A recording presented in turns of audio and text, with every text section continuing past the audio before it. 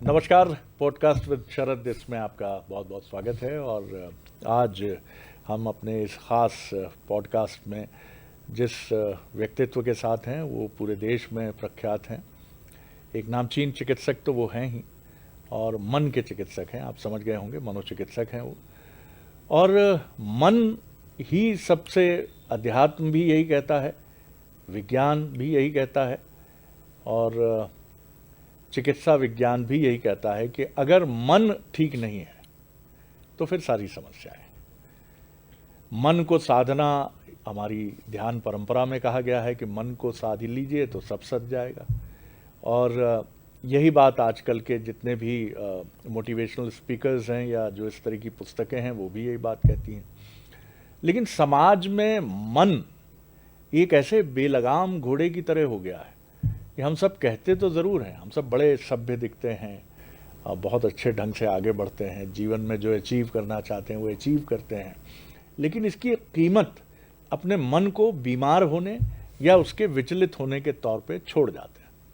ये लोगों को बहुत कम पता चलता है, क्योंकि हमारा जो असली आचरण है वो पूरी दुनिया तो नहीं देखती है कि एक बाहर एक 12 घंटे एक बहुत संतुलित व्यक्ति, वो मैं भी हो सकता हूँ, कोई और भी हो सकता है, वो अपनी घर की चार दीवारी में हो सकता है अपनी पत्नी से छिपाकर भी अपनी किसी समस्या को लेकर चल रहा हो। बहुत सी बातें। अभी राजा और सोनम का जो मसला है, इंदौर का ये हत्याकांड पूरे देश में चर्चा में रहा, और मीडिया की भूमिका को लेकर भी लोग कहते हैं पीपली लाइव हो जाता है सब, तो हर कहीं पहुंच जाते हैं, कहाँ इस मौके पे भी नहीं देख रहे हैं, सोच रहे हैं। तो आज एक बड़ी अलग तरह की बातचीत हम करेंगे। हमारे साथ हैं, जैसा मैंने कहा, मध्य प्रदेश ही नहीं देश के वो एक ऐसे चिकित्सक हैं जो अपने सामाजिक सरोकारों के लिए भी बहुत पहचाने जाते हैं। डॉक्टर सत्यकांत त्रिवेदी जी मेरे साथ हैं। बहुत स्वागत करता हूं सर। सर नमस्कार।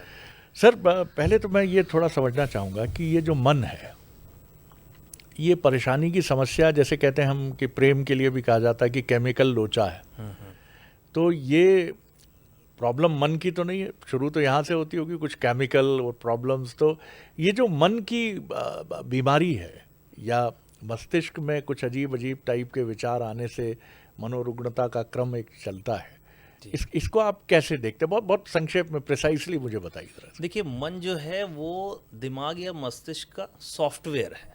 हाँ। हम सारे के सारे लोग जो भी इमोशंस महसूस करते हैं, वो उनकी डेप्थ कितनी होनी चाहिए, उसकी फ्रीक्वेंसी कैसी होनी चाहिए, हमें किस पे कितना रिएक्ट करना है, नहीं करना है, किस प्रकार के एक्शंस लेने हैं, सभी के सभी न्यूरोट्रांसमीटर आधारित हैं। और इन सभी बातों के वैज्ञानिक प्रमाण उपलब्ध हैं। जेनेटिक कारणों से, सोशल कारणों से, व्यक्तित्व की वजह से इन केमिकल में इम्बैलेंस होता है, और हम अपने व्यवहार को सीखते हैं, व्यवहार का चयन करते हैं, और उसकी इंटेंसिटी को हम डिसाइड कर पाते हैं। कई बार इनमें डिस्टरबेंस की वजह से ये इमोशंस हमारे कंट्रोल में नहीं रहते, जिसे सामान्य भाषा में केमिकल लोचा कहा जाता है। और ये यकीन मानिए कि सभी की सभी शोध पर आधारित बातें हैं कि सीरोटोनिन, डोपामीन, नॉरएड्रेनालिन, इन केमिकल्स का हमारे इमोशंस पर बेहद कंट्रोल होता है। सोसाइटी के कारण भी हैं, जेनेटिक फैक्टर्स भी होते हैं, जिनकी वजह से इनमें इम्बैलेंस होता है और हमें इमोशनल डिस्टर्बेंस दिखता है, चाहे वो डिप्रेशन हो, एंजाइटी हो, या हिंसा के फॉर्म हो, या हमारे डिसीजन मेकिंग तक कोई प्रभावित करता है। अगर अगर कल्पना कीजिए कि मुझे बहुत तेज गुस्सा आता है, या मैं बड़ी जल्दी दुखी हो जाता हूँ, कोई मेरी बात नहीं मान रहा है तो मैं दुखी हो जाता हूँ, या फिर मैं एक अजीब से सन्नाटे में आ जाता हूँ, या मुझे गुस्सा आ जाता है। मैंने कुछ फिल्में देखी हैं कि जिनमें देखा है कि बॉल दिया हुआ है कि भाई जब गुस्सा आए तो ये बॉल को दबाते रहो जी। रियल मेरा कोई अनुभव नहीं रहा कि मैंने किसी व्यक्ति को बॉल लिए बैठे देखा, फिल्म्स में ज़रूर मैंने देखा। तो क्या ये भी एक सीमा के बाद ये भी मनोरुग्णता के दायरे में, जल्दी दुखी होना, जल्दी गुस्सा आना? देखिए, हर इमोशंस सभी में पाया जाता है। उस इमोशंस की वजह से मुझ में, मेरे आसपास के समाज में अगर कोई प्रॉब्लम क्रिएट हो रही है, या मैं क्रिएट कर रहा हूँ, या उस व्यवहार से मुझे कोई नुकसान पहुंच रहा है, तो निश्चित तौर पर ये मनोरुग्णता की श्रेणी में आता है। एंजाइटी होना, गुस्सा होना, मन दुखी होना, ये सभी नॉर्मल इमोशंस हैं, लेकिन इनकी इंटेंसिटी अगर इतनी ज़्यादा है, जिसे आम साइकियाट्री की भाषा में सोशियो ऑक्यूपेशनल डिसफंक्शन कहते हैं, अगर उस स्तर पर बात पहुंच गई है तो ये मनोरुग्णता की श्रेणी में आता है। और आपने बात की बॉल दबाने वाली, तो निश्चित तौर पर जो स्ट्रेस का तुरंत इम्पैक्ट है, हमारा जो मन है वो कई बार अवांछित कंडीशन के लिए ऐसे केमिकल्स रिलीज करता है जो बॉडी को नुकसान पहुंचा सकते हैं। जी जी। अच्छा, ये भी समझाइए मुझे ज़रा कि हम में से कितने लोग हैं जो सामान्य दिखते हैं? ऐसा कोई आपका कोई स्टडी है आपकी कि हम में से सब लोग, क्या बहुत अधिकांश लोग प्रोन होते हैं हल्की फुल्की कुछ मानसिक बीमारियों को लेकर बड़ी जल्दी, और वो बड़ा उसको कवर अप करके चलते हैं, किसी को पता नहीं चलता? देखिए, इसको सामान्य मलेरिया के उदाहरण से समझिए। जी। मच्छर सबके लिए समान है। मच्छर काटेगा तो किसी को भी मलेरिया हो सकता है अगर मादा एनाफिलीज ने काटा है। तो उसके प्रिकॉशन आपको बचाते हैं उस मलेरिया के इफेक्ट से। हम सब प्रोन हैं, और जिस तरीके से सोशल मीडिया का इम्पैक्ट बढ़ा है, जिस तरीके से हमारे इंटरेक्शन पुअर हुए हैं, जिस तरीके से नशे का यूज़ बढ़ा है, जिस तरीके से हमारे सोशल कनेक्शंस पुअर होते जा रहे हैं, जिस तरीके से हम आत्ममुग्ध होते जा रहे हैं, जो हमें मीडिया दिखा रहा है, जो हमें पिक्चरें दिखा रही हैं, तो हमारे व्यवहार में जो परिवर्तन आ रहे हैं, हम सब मेंटल डिसऑर्डर के लिए, खराब मेंटल हेल्थ के लिए, हम सब पोटेंशियल उसके कैंडिडेट हो सकते हैं। ये बड़ी देखिए, ये बहुत, और इसको ऐसे समझिए कि ये बड़ी एक बारीक सी लाइन है कि आप उसकी बाउंड्री पे खड़े हुए हैं, जैसा डॉक्टर साहब हमें बता रहे हैं। आप आत्ममुग्ध भी हो सकते हैं। आप हो सकता है कोई अच्छे ऐसे पॉडकास्टर्स हों जिनके मिलियन में सब्सक्राइबर्स हैं और वो देखे जा रहे हैं, लोग देख रहे हैं उनको, लेकिन आप खड़े बिल्कुल किनारे हैं, तो बहुत संभल कर चलने की ज़रूरत है। जी। मैंने एक और मध्य प्रदेश के, और देश में भी उनका अच्छा नाम है, साइकियाट्रिस्ट हैं डॉक्टर RN साहू जी। उनसे एक बार मेरी बात हो रही थी, तो उन्होंने कहा कि उनका क्लेम था कि उन्होंने पुनर्जन्म पर काफ़ी एनालिसिस किया है, काफ़ी शोध किया है, और इसी से कुछ बातें मैंने उनसे पूछी कि कुछ भूत प्रेत की बातें भी सामने आती हैं जी।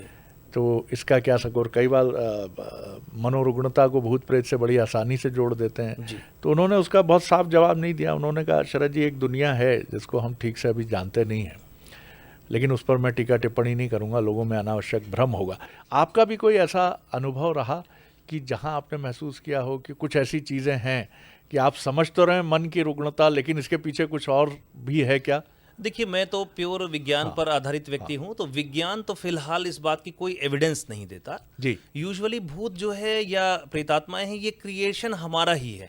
हम जिन चीजों को नहीं समझ पाए, उन्होंने उसको लिंक हमने ऐसी बातों से कर दिया जो हमारे लिए थोड़ा सा एक्सेप्टेबल थी, कि शायद उनका साया हो या आत्मा हो, लेकिन ये हमारे डर का ही प्रोजेक्शन है। ऐसा कोई केस आपके पास आया हो? बहुत सारे केसेस आते हैं, क्योंकि हमारे यहाँ एक मनोरुग्णता का, मानसिक रोगों का एक एक्सप्लेनेशन है कि हम लिंक कर देते हैं किसी प्रेत का वास है, या कई बार उस व्यक्ति में डिप्रेशन, एंजाइटी या कोपिंग स्किल्स में प्रॉब्लम होती है, तो वो कहीं ना कहीं अपने मन की बातों को व्यक्त करने के लिए सो कॉल्ड डिसोसिएट हो जाता है, हिस्टीरिया हो जाता है, माता आना या आवाज़ें बदल जाना, ये चीज़ें बड़ी कॉमन है। लेकिन इस पर विज्ञान ने बहुत सारे शोध किए हैं और अभी तक फिलहाल कोई प्रमाण नहीं है।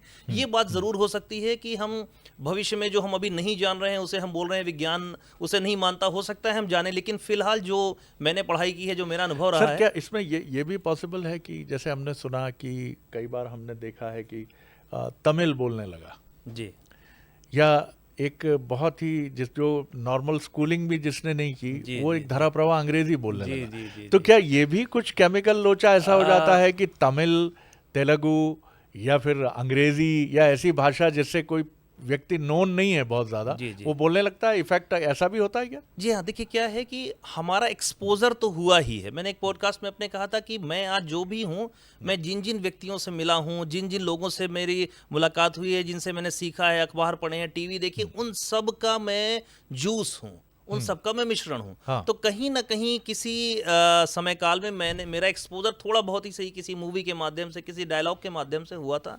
वो चीजें मेरी ब्रेन में स्टोर हैं, एक प्रोटीन के फॉर्म में, एक मेमोरी के फॉर्म में। जैसे ही मेरा कंट्रोल मेरे ब्रेन पर खत्म हुआ, तो जो सप्रेस चीजें थी उस भाषा में मैं व्यक्त करने लगा। ऐसा हो सकता है बिल्कुल हो सकता है। इसको, क्योंकि कॉमनली जल्दी यही मान लिया जाता है कि यही इम्पैक्ट है, साहब ये कैसे अंग्रेजी बोल रहा है, ये कैसे तमिल बोल रहा है। और जब हम बड़े हो रहे होते हैं तो जब हमें इन केसेस के बारे में बताया जाता है तो बताया जाता है अरे यार उसने शराब पी थी तो वो अंग्रेजी में बात करने लगा, वो ऐसा बात करने लगा, उसकी आवाज बदल गई। तो मेरे ब्रेन को भी ये सिखाया जा रहा है कि जब मुझे स्ट्रेस हो, मैं डिसोसिएट हूं, तो मुझे एक ऑलरेडी सबकॉन्शियस ब्रेन ट्रेंड हो रहा है कि ये भी एक माध्यम है। तो मेरे ब्रेन में ऑलरेडी जो स्टोर हैं चीजें वो मेरे सामने आती हैं। कई बार हमारे पास बच्चे आते हैं फरवरी मार्च के महीने में एग्जाम के स्ट्रेस को लेकर के, उनका हाथ कमजोर हो जाता है, पैरालिसिस जैसे सिम्टम्स बताते हैं, लेकिन उन्हें पैरालिसिस नहीं होती। फिर पता चलता है कि उनके दादाजी को पैरालिसिस से उनका एक हाथ काम नहीं करता था, तो सेम ब्रेन कॉपी कर लेता है, अनकॉन्शियस ब्रेन। ओहो जी, तो ऐसी तो चीजें भी घटती हैं। बहुत इसी घटना को हम लोग बोलते हैं कॉपी कैट फेनोमेना, कि अनकॉन्शियसली ब्रेन लर्न कर लेता है कि स्ट्रेस को कहाँ कैसे कोप अप किया जाए। ओहो तो वो भाषा के फॉर्म में भी हो सकता है। ये सब कुछ ट्रीटेबल है सर आसानी निश्चित से? तौर पर हाँ पर्सनालिटी असेसमेंट बहुत जरूरी है कि मेरा मन एग्जैक्टली क्या चाह रहा है, और जो भी मेरे जो अनफुलफिल्ड विशेस हैं वो बहुत इंपॉर्टेंट होती हैं ऐसे इंटरव्यूज में, कि क्या मेरी चाहतें थी वो कैसे सप्रेस हो गई, उसको मैंने कोप अप किया, नहीं कोप अप किया। अनहेल्दी कोपिंग की वजह से हिस्टीरिया होगा या कोई भी मानसिक रुग्णता आ जाती है। हम उसे आइडेंटिफाई करके उसे स्वस्थ तरीके बताते हैं तनाव को हैंडल करने के। तनाव को नहीं खत्म कर सकते, बट उसे हेल्दी ढंग से सॉल्व किया जा सकता है। सर मैं समझता हूँ कि बिल्कुल ठीक है ये बात कि जो लोग आपके पास आते हैं वो सबसे महत्वपूर्ण चीज़ है कि उनकी गोपनीयता भंग ना हो। लेकिन फिर भी मैं समझना चाहूँगा कि आज अगर 2025 में मैं आपसे ये बात कर रहा हूँ तो सबसे ज़्यादा जो मानसिक परेशानी के केसेस आ रहे हैं वो किस वजह से आ रहे हैं, किस वर्ग से आ रहे हैं, किस स्ट्रेटा से आ रहे हैं। और यहाँ जैसा आपने बताया कि मच्छर तो निरपेक्ष है, सभी को काट सकता है, तो फ्रॉम सोसाइटी के टॉप से लेके बॉटम तक सभी लोगों में मानसिक रुग्णता के लक्षण देख रहे हैं जी। कुछ केस स्टडीज आपकी देखिए, टॉप और बॉटम का यहाँ पर मानसिक जो रोग हैं वो कहीं से कहीं तक एक इम्यूनिटी प्रोवाइड नहीं करते कि आपने फलाना पढ़ाई की हुई है या आपके पास कोई ओहदा है या पैसे हैं। ये भी किसी भी प्रकार से कोई हमें इम्यूनिटी प्रोवाइड नहीं करता कि ये वैक्सीन है जी। तो ये किसी भी वर्ग में हो सकता है। लेकिन अगर मैं आंकड़ों की बात करूं तो ऐसा देख रहे हैं हम लोग कि upper middle class, lower middle class है, वहां पर ये प्रॉब्लम्स ज़्यादा हैं, क्योंकि उनके रोज़मर्रा के संघर्ष डिफरेंट हैं। उन्हें अर्थवाद, पूंजीवाद से लड़ना है, उन्हें अपनी इमेज का भय है, उन्हें बड़ा सोसाइटी का प्रेशर है, चाहे वो बच्चों के स्कूलिस्टिक परफॉर्मेंस को हो, उनके रिलेशनशिप को लेकर के हो, उनके इकोनॉमिक एक्सपोजर को लेकर के हो, उनका प्रेजेंटेशन कैसा हो, तो बड़े प्रेशर में रहते हैं। और साथ ही साथ इस वर्ग में स्टिग्मा भी बहुत ज़्यादा है, जिसके चलते सही समय पर हेल्प लोग नहीं लेते। और ये मैं निसंदेह कहना चाहूँगा कि पहले से मानसिक स्वास्थ्य के प्रति जागरूकता बहुत बढ़ी है, लेकिन कलंक का भाव अभी भी उन्हें हेल्प लेने के लिए रोकता है। तो इस वर्ग में बहुत ज़्यादा है। और ऐसा भी नहीं है कि लोअर सोशियो इकोनॉमिक स्टेटस में नहीं है प्रॉब्लम्स, वहाँ पे भी हैं, बट वहाँ की प्रॉब्लम डिफरेंट है। वहाँ पर जो है नशा काफ़ी ज़्यादा है, उसमें भी नशे की जो क्वालिटी है वो काफ़ी गड़बड़ रह रही है। हिंसा की घटनाएं ज़्यादा हैं नशे के प्रभाव में। अपर मिडिल क्लास में प्रॉब्लम्स हैं डिप्रेशन की, एंजाइटी की, सोशल इश्यूज बहुत ज़्यादा हैं। और बहुत हायर में आप देखें तो वहाँ पर कहीं ना कहीं एक अपनी इमेज को लेकर के क्राइसिस है। और जैसे ही आप आय के पिरामिड में जाते हैं तो पिरामिड ऊपर तिकोना होता चला जाता है, बहुत अकेला हो जाते हैं, आप अपनी बातें शेयर नहीं कर पाते कि लोग मुझे जज करेंगे। तो उनके साथ में प्रॉब्लम्स डिफरेंट हैं। आज का जो समय है आप इसको कितना जिम्मेदार मानते हैं मानसिक रोगों के लिए? हम अब बहुत निर्मम हैं, हम सड़क पर एक्सीडेंट देखते हैं या किसी को भी, पुरुष को, स्त्री को, बच्चे को, तो सिर्फ रील बनाने के लिए हम खड़े हो जाते हैं। हमारे दिमाग में बहुत कम लोग हैं ऐसे, मैं नहीं कहूँगा कि ऐसे लोग नहीं हैं, ऐसे लोग हैं, ज़रूर हैं, लेकिन अधिकांश लोगों का फिनोमेनन यही है कि मैं अब, क्योंकि अब पैसे का भी एलिमेंट है कि आप जल्दी से ये कर लीजिए, और समाज अब किसी को सपोर्ट करने के लिए वैसे तैयार नहीं है जैसे 30 साल पहले, 35 साल पहले हमारे पिताजी के समय या ग्रैंडफादर के समय होता था। कि क्या आज का समय वाकई बहुत निर्मम है? देखिए, मैं समय को फिर से दोष नहीं दूंगा, क्योंकि समय हमने बनाया है। ठीक बात, ठीक बात। कहीं ना कहीं पूंजीवाद चाहता है कि आम समाज का हर आदमी रेस्ट में नहीं रहे। उसका रेस्टफुल रहना पूंजीवाद का दुश्मन है, क्योंकि रेस्ट में आप रहेंगे तो वो किसका परिणाम होगा? संतोष का। जैसे ही संतोष आएगा तो आप रेस्टलेसनेस, आपकी अधीरता खत्म हो जाएगी। मुझे खुद को साबित करने के लिए, अच्छा बेहतर दिखने के लिए मुझे कुछ ना कुछ करते रहना जरूरी है, जिससे बाजार और पूंजीवाद फलेगा फूलेगा। तो वो तो एक मतलब मुझे लगता है कि साजिशन बनाया जा रहा है कि ताकि अनरेस्ट एक रहे। तो समय दोष नहीं है, दोषी तो हम हैं। हमें ही अपनी प्राथमिकताओं में को कहीं ना कहीं भ्रमित किया जा रहा है ताकि मैं उसमें उलझा रहूं और मैं अपने जीवन की क्वालिटी ऑफ लाइफ पर काम नहीं करूं। और जैसे ही मैं अनरेस्ट में रहूंगा तो मेरे अंदर प्रेम और जुड़ाव अपने आप कम होता चला जाता है, क्योंकि मुझे अपनी परवाह होती चली जाती है। मुझे लगता है कि मैं अगर आपका सहयोग करूंगा तो मुझे अभी जाकर के पुलिस में बयान देना होगा, 4 जगह न्यायालय में जाना होगा, 50 बार मेरा इंटरव्यू होगा कि क्या हुआ क्या नहीं हो। तो मुझे आपसे कोई मतलब नहीं, क्योंकि मुझे साबित करना है खुद को सोसाइटी में, तो मैं अपने काम में लगा रहूंगा। सबसे आसान किस्म के जो बहुत आसानी से ट्रीटमेंट और थोड़ी काउंसलिंग के बाद ठीक हो जाने वाली परेशानियां हैं, वो थोड़ी सी मैं आपसे समझना चाहूँगा।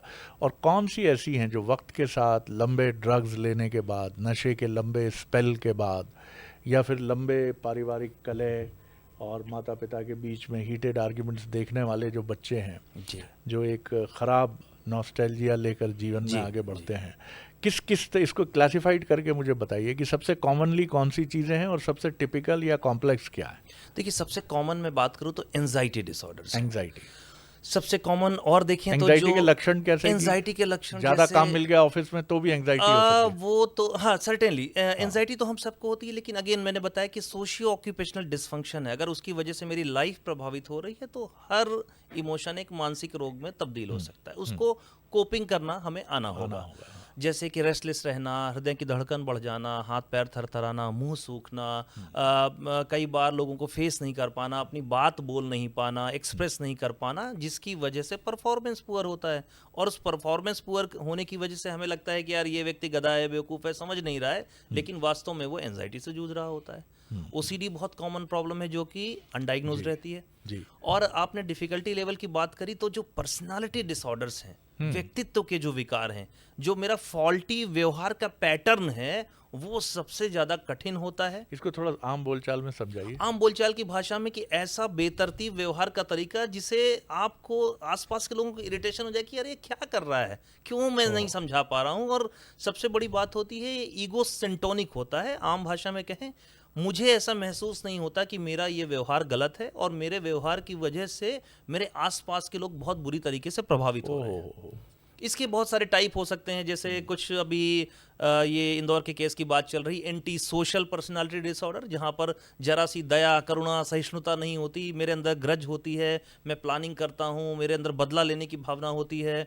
कुछ बॉर्डर लाइन पर्सनालिटी डिसऑर्डर्स होते हैं जहां पर मूड के बहुत फ्लक्चुएशंस होते हैं, एकदम से उनकी जो थिंकिंग होती है वो ब्लैक एंड वाइट होती है, या तो आप बहुत अच्छे इंसान हैं या तो आप बहुत घटिया इंसान हैं।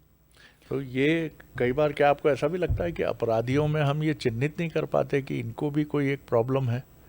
यूजुअली अपराधियों में sir anti social personality trait ये जरूर होता है, क्योंकि उनके अंदर ग्रज होल्डिंग बहुत होती है। प्लानर होते हैं कि मुझे तो ये करना है। जैसे कुछ दिन मेरे पास एक केस आया था, तो उसने बताया कि सर मैं आपसे हेल्प लेने आया हूँ। और मैंने कहा आप क्या हेल्प लेना चाहते हैं? तो उसने बताया कि सर मैं एक अब शरीफ इंसान बनना चाहता हूँ। तो मैंने उससे पूछा आप क्या काम करते हैं बेसिकली? बोला सर चूँकि मैं आपके पास सुधार के लिए इसलिए आया हूँ क्योंकि मैं यूजुअली अपहरण, लूटपाट जैसे काम करता हूँ और मैं फैमिली में सेटल होना चाहता हूँ। उसने खुद ये एक्सेप्ट किया और उसने बताया कि उसके खिलाफ ये सब चीजें चल रही हैं, लेकिन अब वो सुधार चाहता है, इसलिए मेरे पास आया। तो उसे समझ में आया कि ये प्रॉब्लम जो है, इसका काउंसलिंग से ट्रीटमेंट है या मेडिसिनल भी है? सर इसमें दोनों काम करने पड़ते हैं। कई बार क्या होता है कि इनमें इम्पल्सिविटी बहुत होती है, तपाक से कोई एक्शन ले लेना, जिसमें हमारे मूड स्टेबलाइजर ग्रुप की दवाइयाँ वो भी काम करती हैं, साथ ही साथ काउंसलिंग सेशन। लेकिन ऐसे लोगों में ज़्यादा काम करता है जिनके पास इनसाइट है। सोते हुए को जगाना बहुत आसान है, जागते हुए को जगाना बड़ा मुश्किल है। पर्सनालिटी डिसऑर्डर्स में यही समस्याएं आती हैं। और आपने बात करी कि लंबे समय तक जिन परिवारों में समस्याएं होती हैं, उसमें बच्चों में PTSD, post traumatic stress disorder हो सकता है। ये हो सकता है। उनके पर्सनालिटी फॉर्मेशन को विकृत कर सकता है, उनके रिलेशनशिप को विकृत कर सकता है, उनके मन में ट्रस्ट इश्यूज ला सकता है। और मिसट्रस्ट की वजह से हमारी जो अटैचमेंट स्टाइल होती है वो बहुत फॉल्टी हो जाती है और ये लोग एडजस्ट करने में बहुत प्रॉब्लम महसूस करते हैं। मैं देखता हूँ कि मैंने अपनी स्कूलिंग की, कॉलेज किया, नौकरी की, सब में मैंने कहीं देखा कि सारे टेस्ट हुए टीके लगे बचपन में, जी। वैक्सीनेशन हुआ, हाँ। लेकिन कभी मेरा मानसिक स्वास्थ्य परीक्षण नहीं हुआ। जी। कभी मैंने स्कूल में नहीं देखा कोई साइकियाट्रिस्ट आया हो, कॉलेज में आया हो या ऑफिस में आया हो। जी। क्या ये भी ब्लड प्रेशर की तरह, शुगर की तरह इसकी जांच बहुत ज़रूरी है कि मेरा कोई बिहेवियरल एबनॉर्मेलिटी तो नहीं है? अगर हम समाज को स्वस्थ और खुशहाल देखना चाहते हैं तो मानसिक स्वास्थ्य की स्क्रीनिंग मैंडेटरी होनी चाहिए स्कूल से, ताकि हम आइडेंटिफाई कर सकें। आप देखिए, उसका तो छोड़िए, जैसे हम किसी जिम्मेदार पोस्ट पर जा रहे हैं, वहां पर सारे के सारे शारीरिक परीक्षण होते हैं, लेकिन कभी आपने नहीं सुना होगा कि मेंटल हेल्थ असेसमेंट हो रहा है। जिन लोगों के पास डिसीजन मेकिंग है, क्या वहां पर ये नहीं होना चाहिए? नहीं होना कितनी इंपॉर्टेंट बात है, लेकिन ये पूरी तरीके से मिसिंग है। अगर ये कर लिया जाए तो मुझे लगता है कि पूरी न केवल इंडिविजुअल के लिए बल्कि पूरी सोसाइटी पर बहुत प्रभाव पड़ सकता है, और साथ ही साथ मानसिक स्वास्थ्य के प्रति कलंक का भाव भी यहाँ से हट सकता है। बहुत इम्पोर्टेंट। आखिरी कंक्लूड करूँगा आपसे, जैसे हमने अपनी गाथाओं में पुराण की, सनातन की सुना है कि भगवान शिव ने विष को गले में अटका लिया। आप लोगों की भूमिका भी वैसी रहती है। प्रतिदिन ऐसे लोग आ रहे हैं, जी। ऐसे तकलीफ लेकर आ रहे हैं अपनी, कि कई बार आप भी मनुष्य हैं, जी। आप भी उनसे जुड़ जाते होंगे, उनसे अटैच हो जाते होंगे। जी। इन परिस्थितियों में आपके मानसिक स्वास्थ्य पर इन सब चीज़ों का कितना इम्पैक्ट आता काफ़ी है? इम्पैक्ट पड़ता है, और मुझे लगता है काफ़ी हमें भी एक फ्रस्ट्रेशन का, इरिटेशन का कई बार सामना करना पड़ता है, क्योंकि अगर भावनाएं पवित्र हैं कि मुझे आपको ठीक करना है, और कई बार ऐसी कठिन परिस्थितियां आती हैं कि आप उस बात को समझ ही नहीं रहे होते हैं। हाँ। आपको ये लगता है कि यार मैं अच्छा बुरा या सही गलत व्यक्ति हूँ, ये मैं कैसे कह सकता हूँ, जबकि हमारी पोजीशन बहुत ही नॉन जजमेंटल होती है। हम आपके शायद बहुत सारे भले के लिए या बेहतर काम के लिए कह रहे होते हैं, क्योंकि हमारी भूमिका थर्ड एम्पायर की होती है। विराट कोहली, सचिन को मैदान में खेलते समय समझ में नहीं आता, वो भी रिव्यू लेते हैं कि शायद LBW था या नहीं था। मैदान में खेलते समय उन्हें नहीं समझ में आता, भगवान है। हाँ। वो एक इंसान की मदद लेते हैं जो टीवी से देख रहा होता टीवी है। से देख रहा होता है। तो जी। कई बार हमें रिजेक्शन का सामना करना पड़ता है, कई बार हमें भी कई निगेटिव इमोशंस का सामना करना पड़ता है, तो समहाउ उसके लिए कोपिंग्स डेवलप करनी पड़ती है। स्वस्थ तरीका माफ़ी का भाव है, और अपने प्रोफेशन का है कि सामने वाला जो व्यक्ति है वो किसी ना किसी परेशानी से जूझ रहा है। अच्छी नींद, अच्छा साहित्य, अच्छे लोगों से बातचीत मुझे लगता है काफ़ी कोपिंग में मदद करती है। और आपकी पर्सनैलिटी में टचवुड मैं देखता भी हूँ कि आपने अपने को स्पिरिचुअली भी और डॉक्टर साहब के बारे में मैं बता दूं कि पूरी दुनिया में जहाँ कोशिश करते हैं ये अच्छा क्रिकेट कोई हो रहा है जी। तो आप पहुँचते हैं वहाँ और अपनी टीम का भी हौसला बढ़ाते हैं, और जो अच्छा खेलती है उसका भी हौसला बढ़ाते हैं। स्पिरिचुअली एक्टिव हैं, सामाजिक तौर पर बहुत सक्रिय हैं, और सबसे बड़ी बात है कि ज़िंदगी को बहुत अप फ्रंट पे लेके आगे बढ़ने वाले एक व्यक्तित्व हैं, जो बहुत ज़रूरी है। और मैं सोचता हूँ कि अगर किसी भी चिकित्सक में, किसी मनोचिकित्सक में ही नहीं, हर चिकित्सक में अगर एक स्पिरिचुअल हीलिंग है तो वो उसको बहुत अल्टीमेट कर देती है। क्योंकि आफ्टर ऑल हम भारत तो एक बहुत आस्तिक समाज है, और मैं हमेशा फील करता हूँ कि अगर एक डिवाइन टच कहीं जुड़ता है, जो मानते हैं ईश्वर की इस व्यवस्था को, तो वो डॉक्टर सत्यकांत त्रिवेदी में बेहिचक है। और यही वजह है कि बहुत कम समय में उन्होंने न सिर्फ मध्य प्रदेश बल्कि पूरे देश में एक बहुत प्रोएक्टिव साइकियाट्रिस्ट के तौर पर अपनी छवि बनाई है। सर, बहुत अच्छा लगा, और कभी और लंबी बातचीत के लिए आपके साथ बैठूंगा। बहुत ही अच्छा लगा, लेकिन बहुत सारे इनसाइडर्स मिले कि हमें अपने मेंटल हेल्थ को अच्छा रखने के लिए अच्छे दोस्त चाहिए, अच्छा समाज चाहिए, और ज़रा सा भी प्रॉब्लम लगे तो साइकियाट्रिस्ट के पास जाने में बिल्कुल हिचक नहीं होनी चाहिए। बहुत शुक्रिया सर, थैंक यू सर, शुभकामनाएं। तो पॉडकास्ट विद शरद में इतना ही। अगली बार एक और ख़ास शख्सियत के साथ इस प्रोग्राम में हम आपसे मुलाकात करेंगे। इजाज़त दीजिए, नमस्कार।